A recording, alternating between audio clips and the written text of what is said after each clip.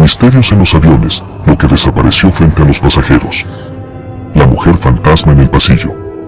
Primero, una mujer vestida de blanco caminaba por el pasillo del avión con la mirada fija y desapareció frente a todos. La sombra en la ventana.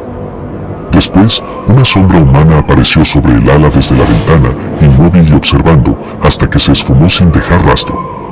El niño espectral en clase económica. Y finalmente, un niño vestido con ropa antigua jugaba solo en clase económica, hasta que, al intentar acercarse, desapareció en el aire.